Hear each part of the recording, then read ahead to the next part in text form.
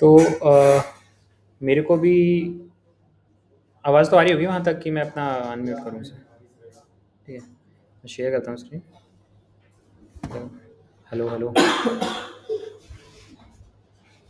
तो अपनी साउंड कम कर दो, लैपटॉप की शुरू कर लो जस्ट इन केस। ठीक है, स्क्रीन दिख रही है क्या? तो जैसे ये यहाँ पे हम टॉप में देख रहे हैं किसी की, लेट से कि टोटल सैलरी ये है। एग्जांपल के तौर पे ले रहे हैं, किसी के 8 लाख है, लेट से कि उसका बेसिक कंपोनेंट 4 लाख है। एच आर ए भी कंपोनेंट होता है ना, आपको कंपनी की साइड से मिलता है, कुछ बेसिक का कुछ परसेंटेज रहता है।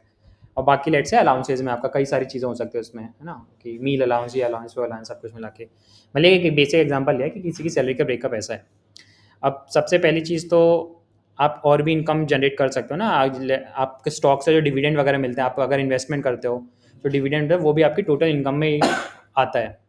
सिमिलरली आपने कोई एफडी वगैरह करा रखी है तो उस पर जो इंटरेस्ट आता है वो भी आपकी टोटल इनकम में ही कैलकुलेट होगा। जैसे 8 लाख में लेट से आपको कुछ कुछ आया तो वो आपका इसमें इंक्लूड हो जाएगा। लेट से 8 लाख 10 हज़ार 20 हज़ार जो भी हो गया, तो ये आपकी टोटल ग्रॉस सैलरी बन जाएगी उस साल की। और परफॉर्मेंस बोनस भी ऐसे आप लोगों का आता है, तो वो जिस फाइनेंशियल ईयर में आता है, लेट से कि आपका बेसिक वाला पार्ट था, आपको लेट से सितंबर में लेट से परफॉर्मेंस बोनस है, तो वो आपका टोटल ग्रॉस पे में जाएगा, उस हिसाब से जाएगा आपका। ठीक है, क्योंकि वो आपका उस ईयर की टोटल सैलरी में आता है।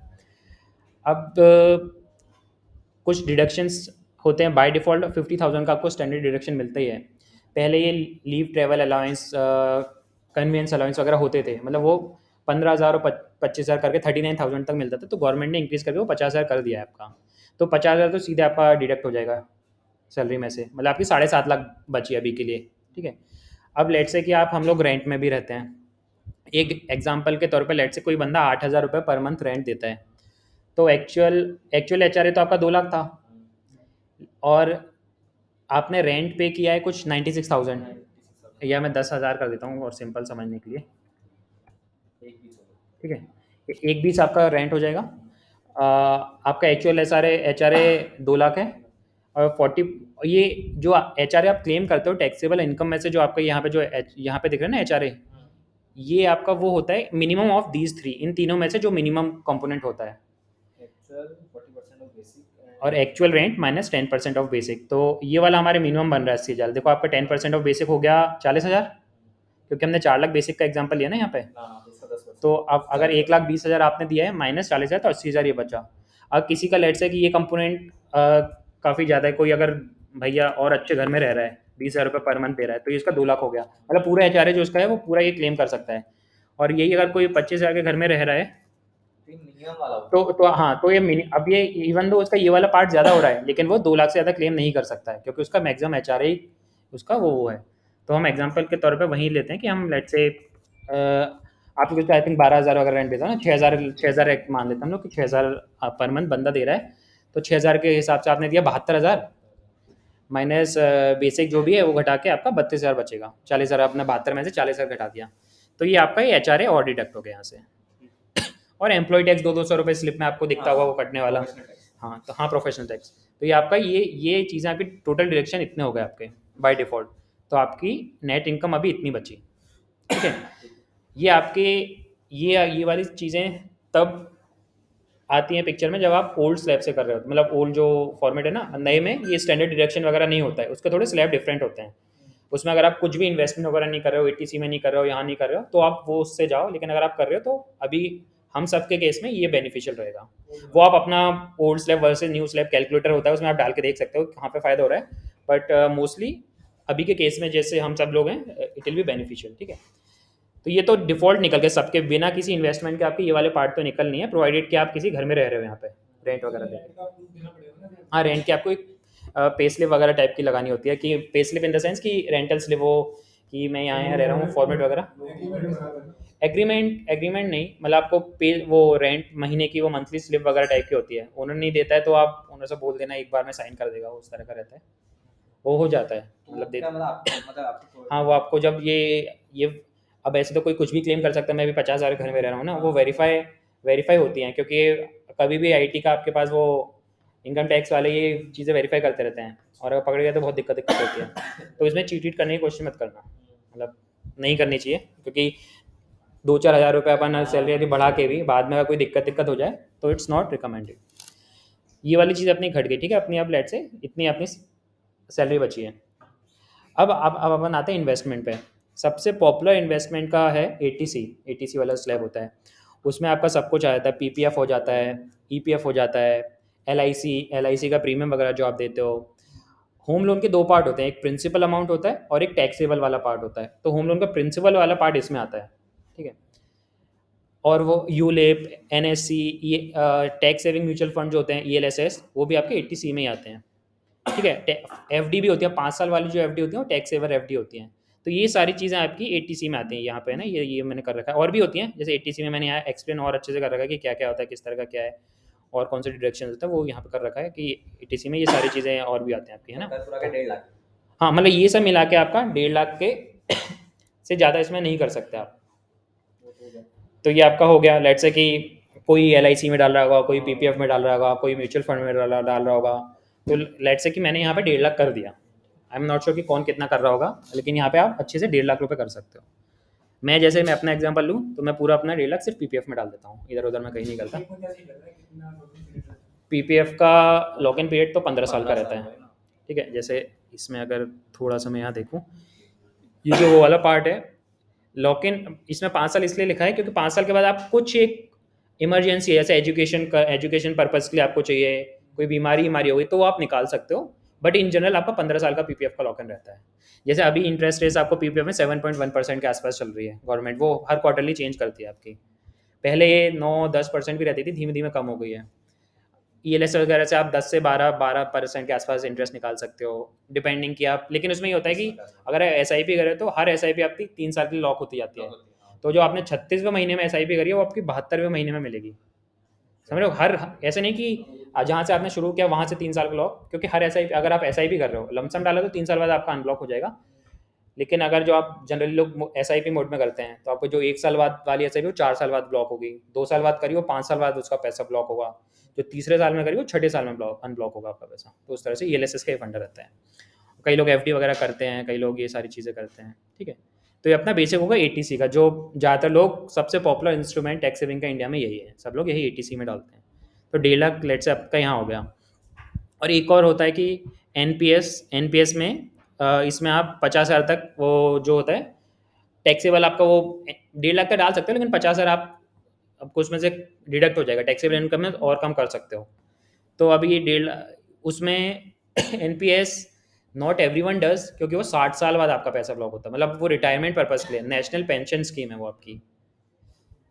तो अगर लग रहा है कि भाई बिल्कुल ही मतलब डाल सकते हो, 60 साल तक उस पैसे की ज़रूरत नहीं पड़ने वाली है ना, उस पर्पज़ के लिए अगर आपको चाहिए then you can opt for NPS also. तो उससे आपका 50,000 मतलब सीधे टैक्सेबल इनकम डिडक्ट हो जाएगी।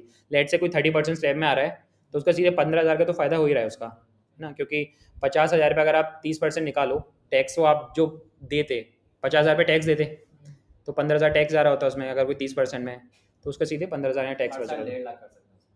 हाँ, लेकिन 50,000 ही आप टैक्सेबल इनकम 50,000 से ज़्यादा इसमें आप वो नहीं कर सकते। तो लेट से कोई बंदा ये भी कर रहा है, अब हमारा 2 लाख और कम हो गया है यहाँ पे आप 5 लाख इतनी हमारी वो बन गई। ये और भी होते हैं, जैसे कुछ जैसे आपने लोन ले रखा है हायर एजुकेशन के लिए, है ना। तो उसमें जो आप इंटरेस्ट दे रहे हो वो भी आपका 80 सेक्शन होता है, वो आपका उसके अंदर वो भी आप डिडक्ट कर सकते हो उसमें, वो टैक्सेबल इनकम से वो भी हटा के दिखा सकते हो। आई थिंक इसमें नहीं होती है कुछ, I am not very sure. जैसे मैंने तो देखा लोग 2-2, 3-3 लाख भी दिखाते हैं, अगर अगर है काफ़ी इंटरेस्ट, अगर सिर्फ इंटरेस्ट वाला पार्ट होता है इसमें। ये नहीं कि मैंने 10 लाख का अगर लोन लिया है तो मैं जो भी भर रहा हूँ, आपका इंटरेस्ट हर चीज़ का प्रिंसिपल अमाउंट होता है और इंटरेस्ट होता है। जैसे होम लोन का भी मैंने बताया 2 पार्ट होते हैं, एक आपका रहता है प्रिंसिपल अमाउंट और बाद में होता है इंटरेस्ट अमाउंट। तो प्रिंसिपल अमाउंट आपका एटीसी के अंदर आता है, और जो सेक्शन 24 है ना इसके नीचे मैंने दिखा रखा है, ये आपका इंटरेस्ट वाला पार्ट 2 लाख का आप यहाँ पर भी क्लेम कर सकते हो। हाँ, ये वाला जो मैं नीचे बता रहा हूँ होम लोन के इंटरेस्ट वाला। अब लेट से किसी ने 50 लाख का घर ले लिया है, उसमें लोन जा रहा होगा उसका, है ना। लेट से 30,000 ई एम आई जाएगा फॉर एग्जाम्पल, ठीक है। अब मान लेते हैं उसका 10,000 उसका इंटरेस्ट वाला कंपोनेंट है, तो 1 लाख में उसका 1,20,000 हो गया, तो 1,20,000 वो यहाँ से डिडक्ट करा सकता है अपना।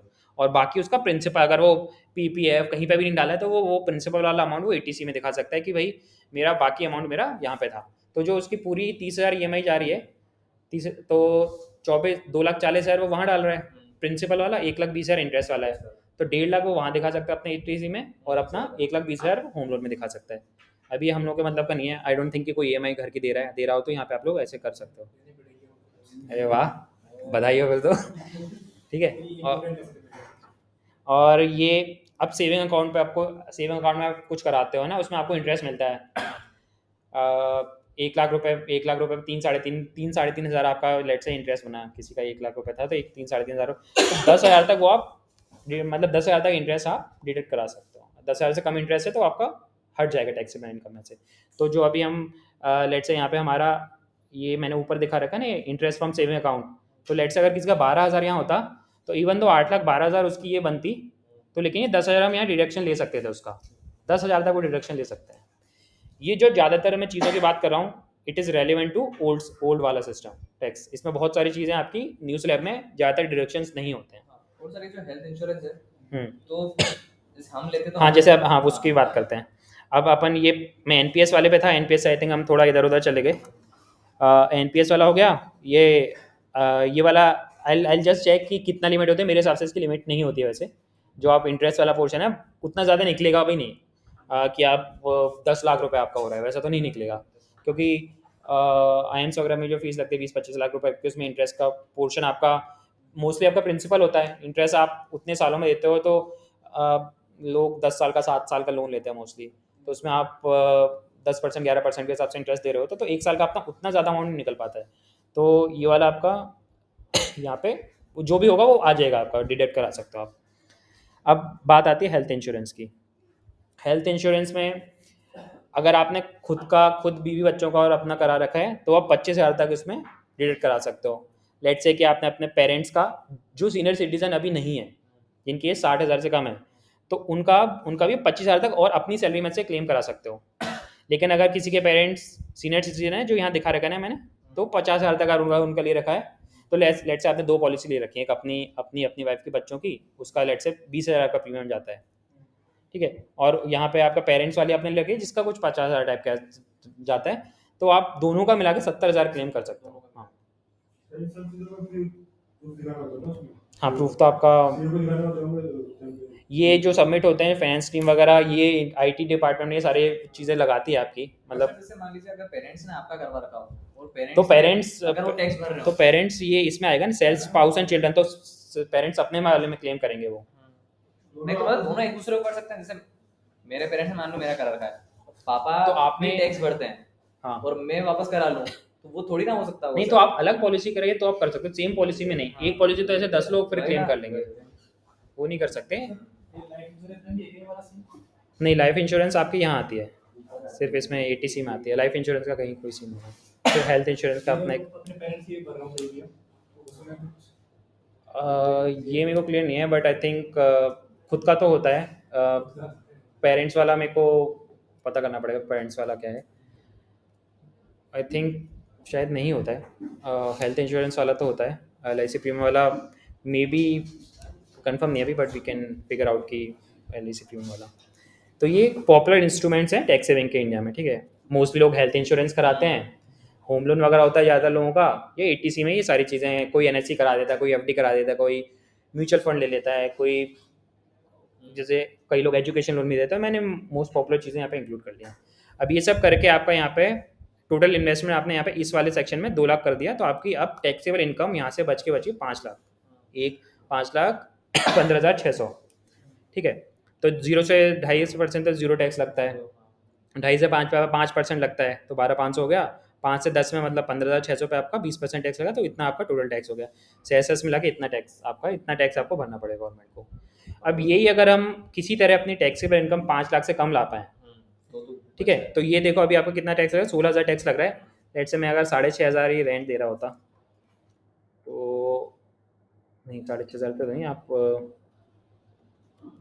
मैं 8,000 मतलब कहीं पे अगर हम कुछ और अपना इन्वेस्टमेंट दिखा सकें, या मैंने जो यहाँ पे हेल्थ इंश्योरेंस वगैरह का नहीं ले रखा है ना, या हेल्थ इंश्योरेंस के ले लेते हैं आप लोगों को 6,000 वाले एग्जांपल रखते हैं।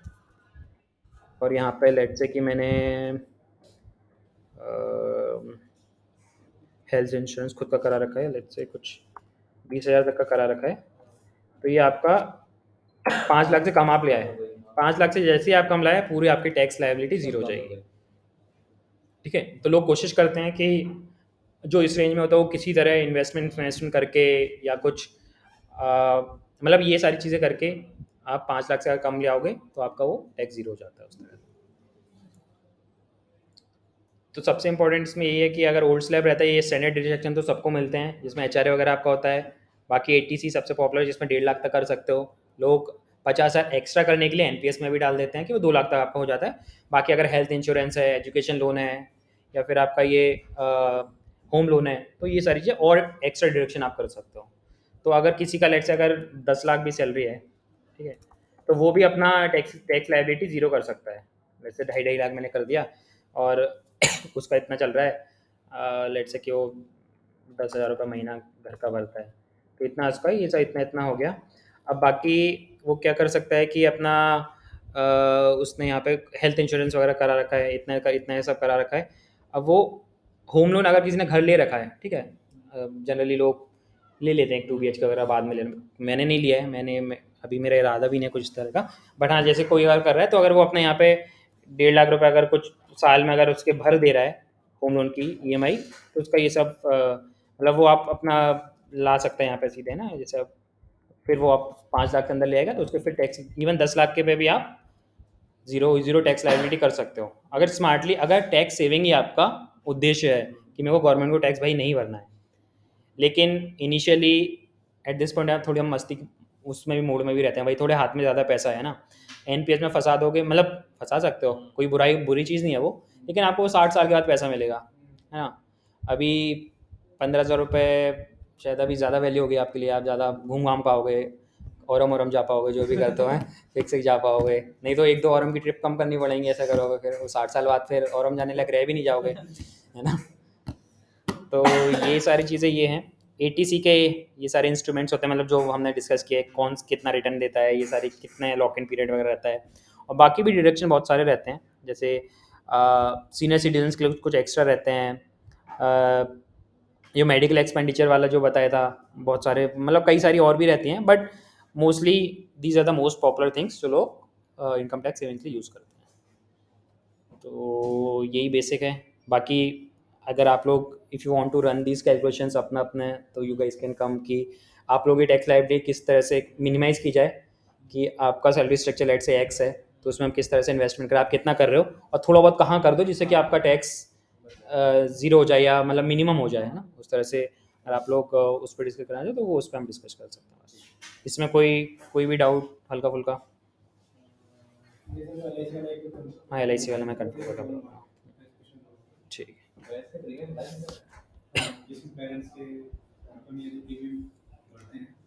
ठीक है, बंद कर दूँ फिर मीटिंग?